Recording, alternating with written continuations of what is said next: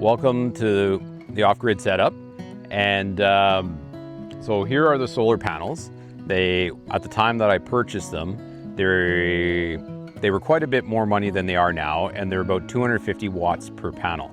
So some people are like, whoa, what's 250 watts? Well, if you look at a kettle will burn about 1,000 to 1,500 watts per hour that it runs entirely. So if you look at each one of these, 250 watts, but it's gonna produce in the wintertime 2.2 times that for the total production. So because the sun is not so high in the sky, and also you're gonna get some cloudy days, some snow cover that you have to come and clear in the winter, which is not always fun, but I got a leaf blower for that now, so it makes life a lot easier. And being in Manitoba, we do get a lot of snow here. So if you follow me, we'll go out back and I'll show you the batteries.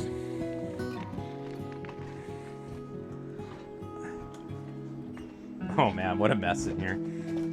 There's a few things around. Try not to film the floor.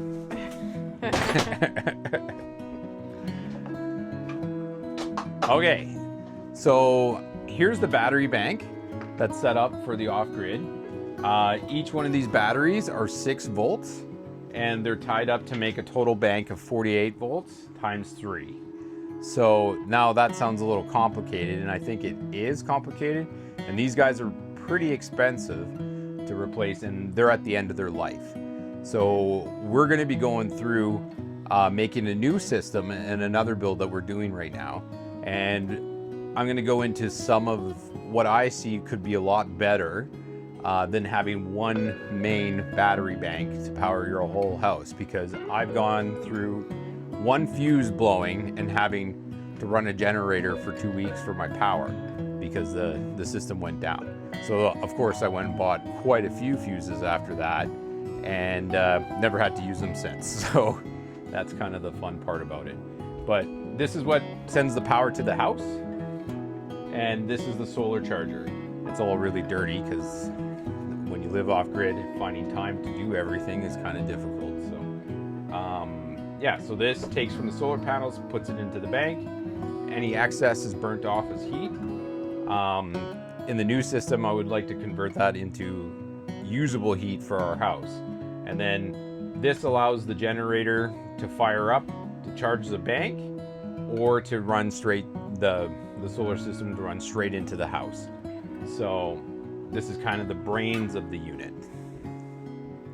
Now, in the future setup, we're gonna make it much more accessible for people. So you can start off smaller and work your way up to getting totally off-grid, even in a city. That would be the most ideal goal, is have backup. Especially in Manitoba, I find it kind of crazy that we're so reliant on one power source. One, for a lot of people, it's their main heat source as well. So if we ever get any substantial time we're without power, a lot of people are going to face some consequences that is not going to be pretty. So I think it's important for people to try and do this for their own well-being, not just to be good for the planet. I think we could all be better for the planet, but there's something to being off-grid, and experimenting here will help you avoid some of the pitfalls that we've gone through. So we'll get into it.